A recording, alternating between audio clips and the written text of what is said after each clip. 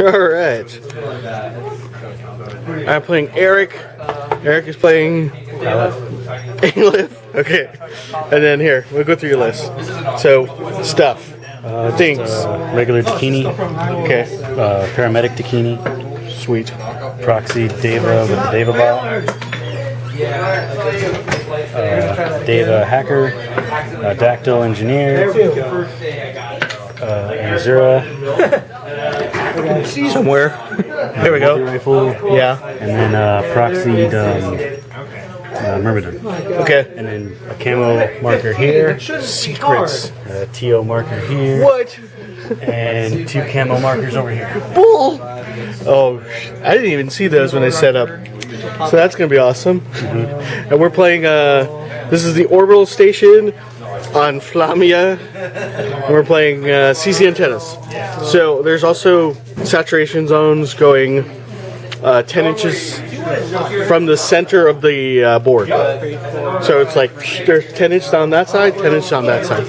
And I'm playing the Mickey Morats. So engineer with auto cannon. Right now I've got these guys linked up as a Morat vanguard. So one hacker, paramedic, HMG. This is a Yaugat with Panzerfaust. And I have a linked team here. Well, they're not linked right now, but a bunch of Rodats. HMG, double shotty, hacker, double shotty, and an Osnat with grenade launcher, and one more engineer. So I got nothing hidden or anything. Yeah, I think it just. But okay. Guys, Heretic U here. Coming back with another Infinity Battle Report. And we are playing Operation Flame Strike. That's right, the ongoing campaign on the worst named island possible. Today, we are going to fight at Sagres. And it is the orbital station over here. Okay, so it's going to be Morats versus Aleph. This time, different opponent, not Mark. This one's Eric. He wins first turn. I fail that discovery roll, and then he has to reveal as he opens the door. We are playing Seize the Antennas, and since it's Operation Flame Strike, there is a saturation zone. I did get a couple arrows off as she moved into the building with the autocannon and an HMG, and somehow she survived all of that and got into the room right on the central control antenna, whatever you want to call it. So that is bad news, as she is going to interact with it and get to it pretty easily now that she's in that building.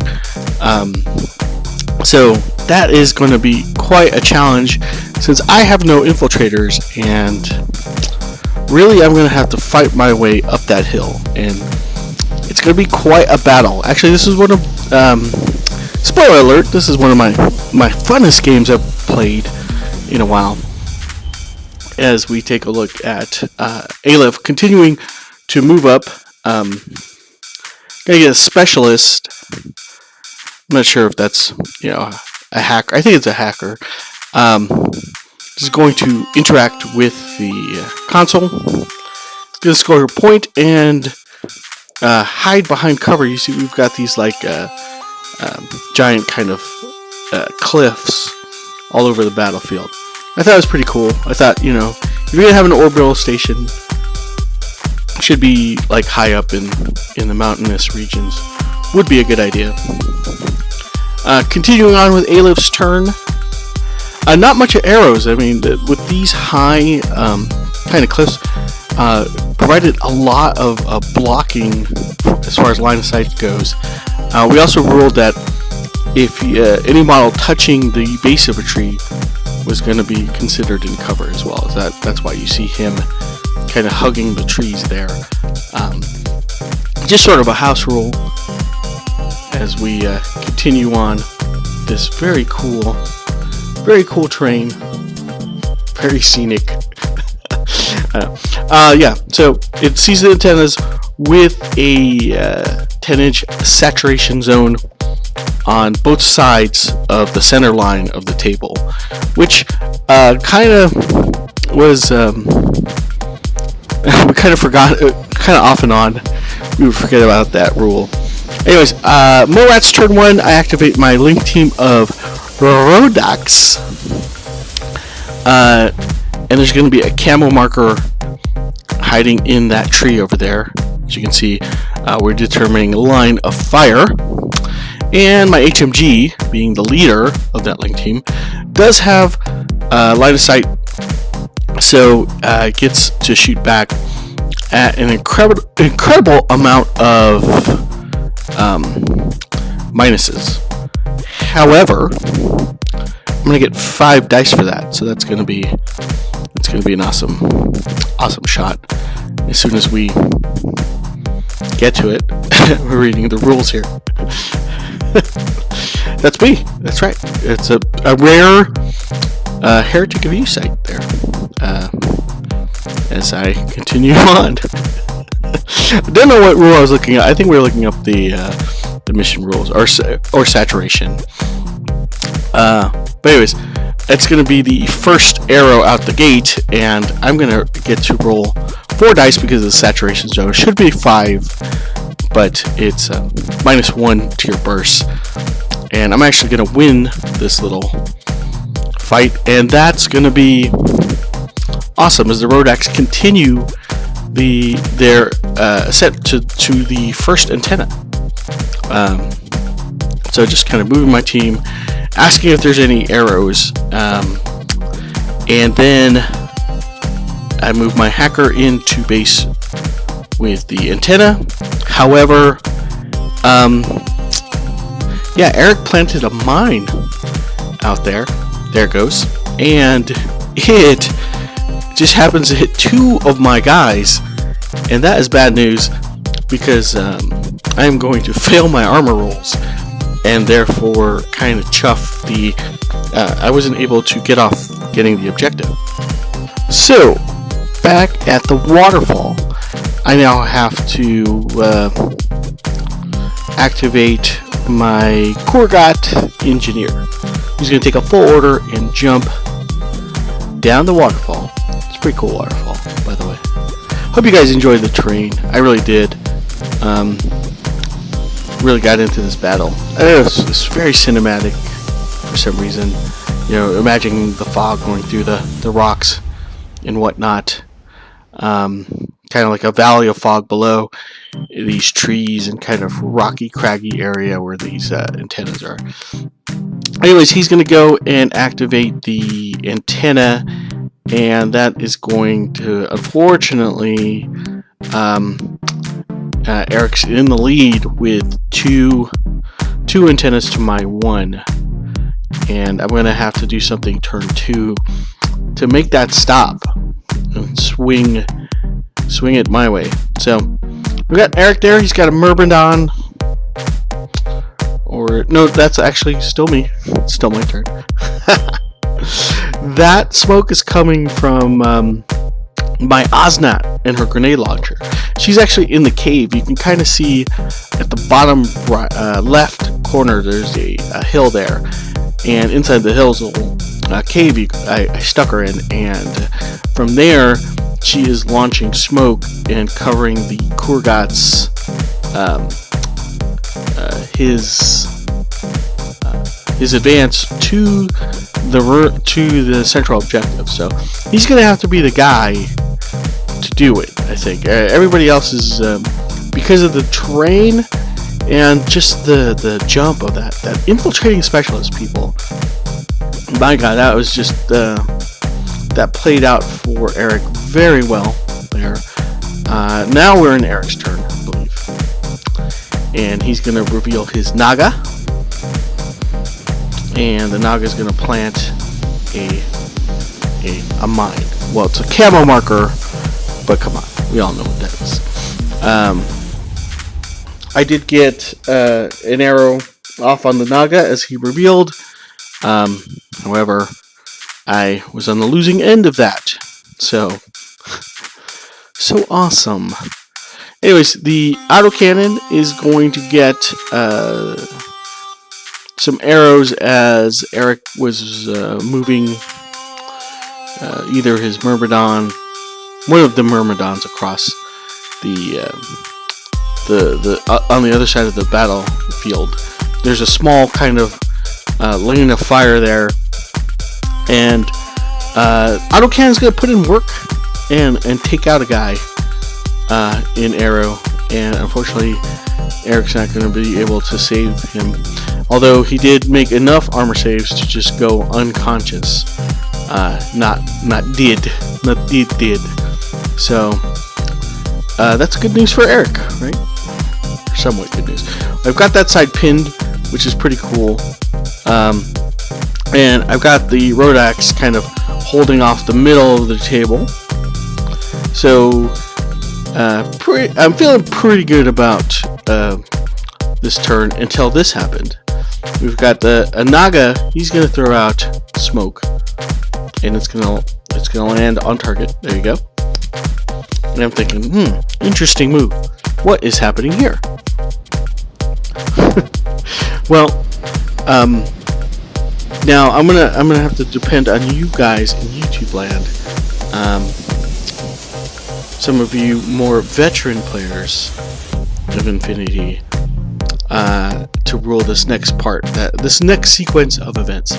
As another, what he did was he moved his Asura into the smoke, and because the Asura has MSV2,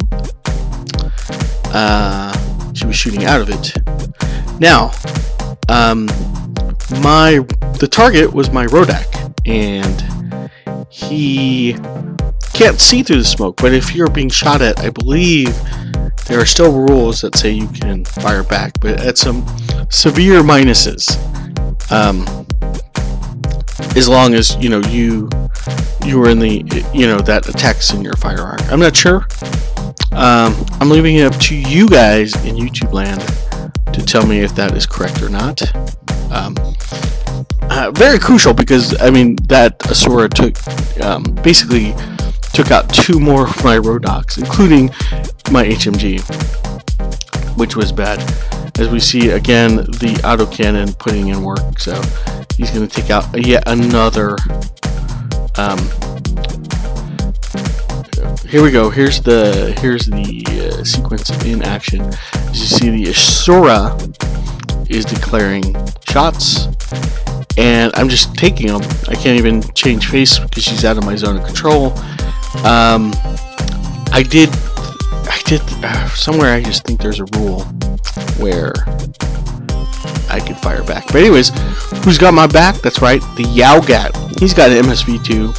He gives 0 fucks, and he can see the Asura,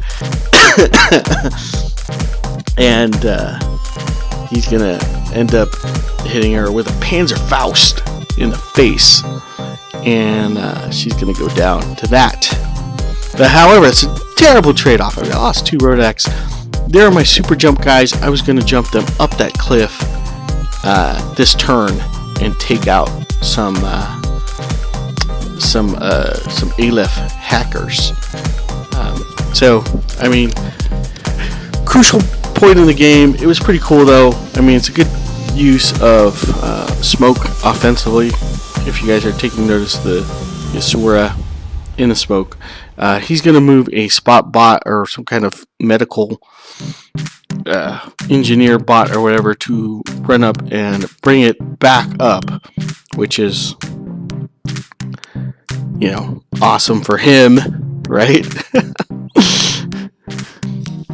So yeah, Asura back up, yay! Something like that.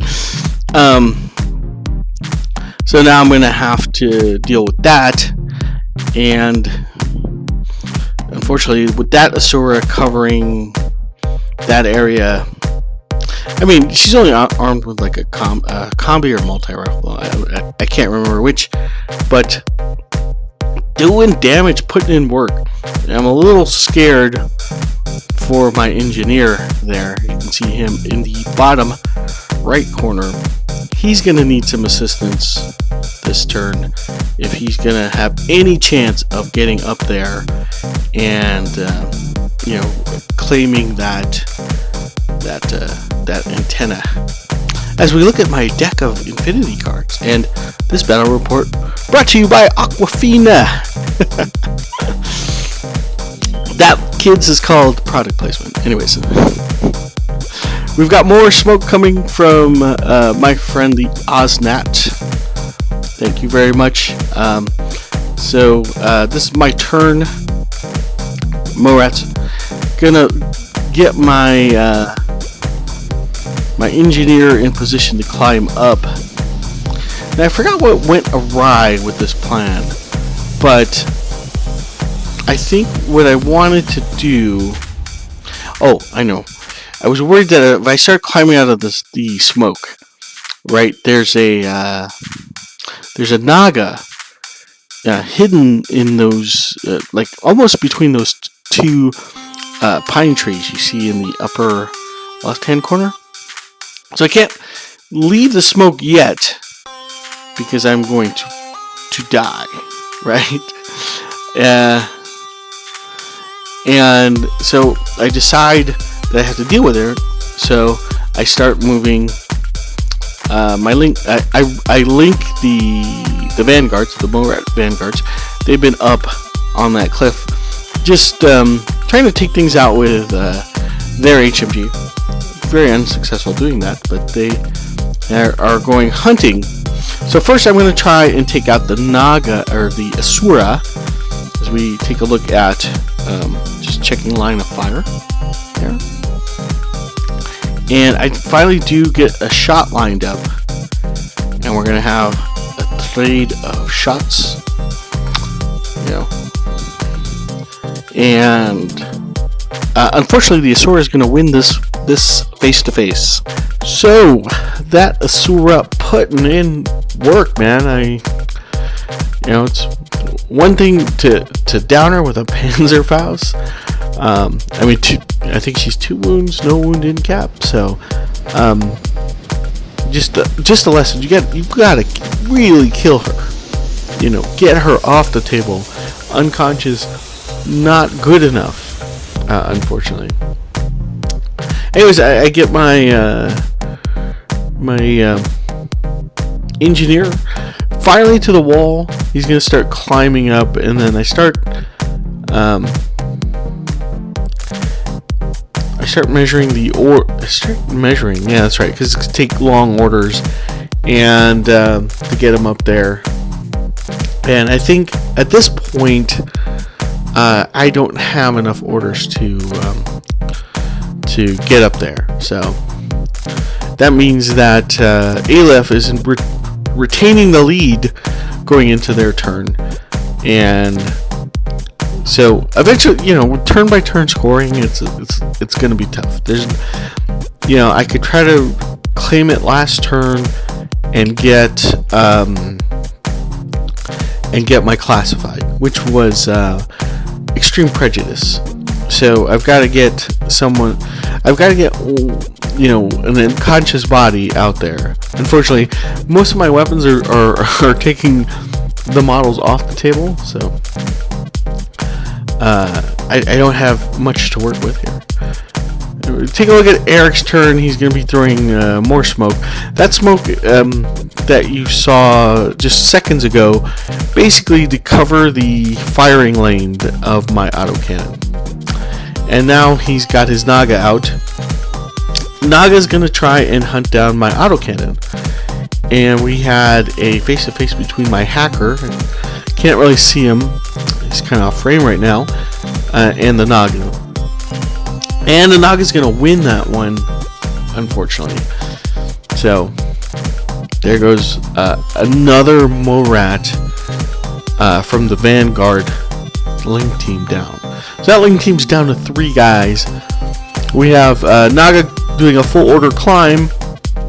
I am going to arrow. I think at this point I arrow plant a mine. So Gonna give Eric a little taste of his medicine. You see the mine being planted there. If he activates again, he's gonna eat a mine, which he decides. I think he's gonna decide to do eventually. Yes, he's gonna actually go for it. The mine will go off. Eric's gonna make his armor save. I mean, it's just been the kind of game this has been, and that actually makes a dodge and hides behind the hill there. We're gonna have a little shootout between this Naga and my engineer, who also makes his dodge as the Naga tries to shoot at him. So stalemate on that side, as now we have Eric moving up the rest of his forces.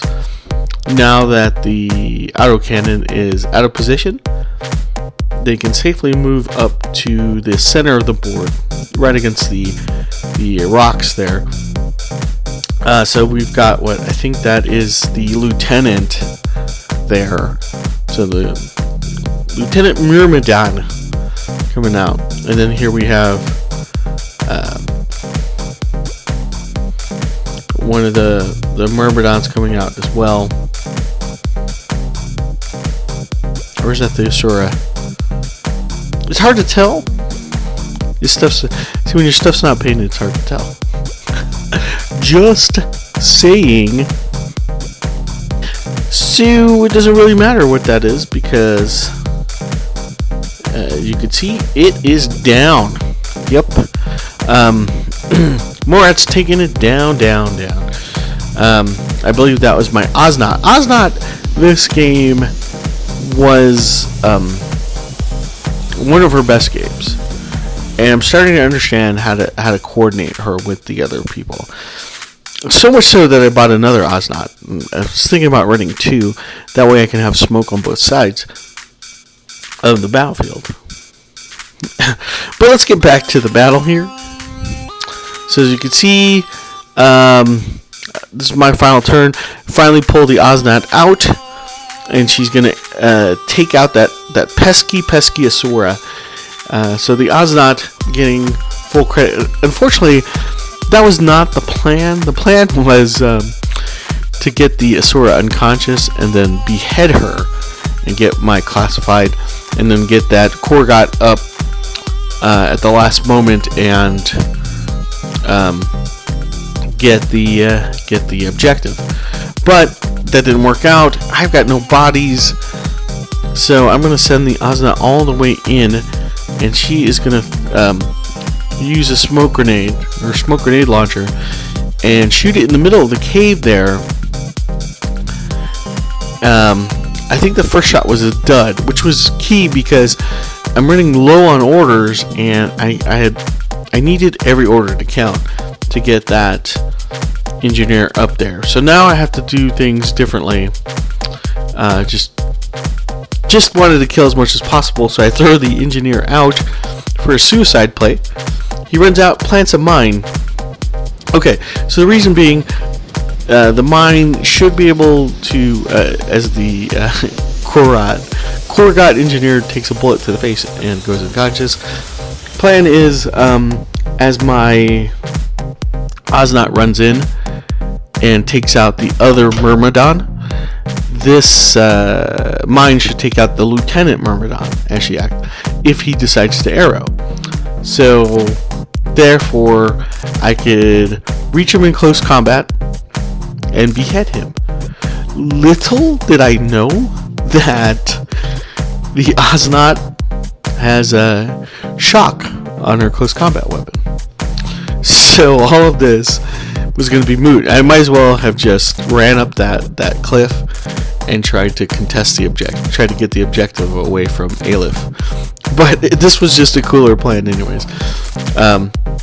So basically what happens is I smoke the cave with an order, spend a new order, run in. I think the mine activates as one of the Myrmidon tries to arrow. The mine blows up in his face, kills him. She then is in base contact with the other Myrmidon, hits him, and kills him. So, so lots of death in that final act, but I couldn't behead him, so I couldn't score my classified. So Aleph's going to take this basically because the hacker in the opening turn survived an autocannon and an HMG. Like, he literally made every armor save, and I think he had to make about 3. And because he was able to do that, he was able to secure the central antenna and was never in contention because there was just so much other death and stuff going on. So Aleph's going to take this. It's going to be 6-3. I hope you enjoyed this battle. I certainly did. It was fun to play, just because of all the interactions that happened. Like the mines going off, the back and forth with the Asura. I definitely learned that the Osnot could be a great support piece, and I'm going to definitely use her more in. You're gonna see her in future battles. But yeah, I think it would have been a stalemate if it wasn't for those uncanny amount of saves that Eric did. But I'm not blaming dice. I would never do that. He played a great game, had a good plan from the onset, and I deviated from my plan, and I think that was mostly the reason for the loss. So anyways, guys, I hope you enjoyed that, and I'll see you on the next one.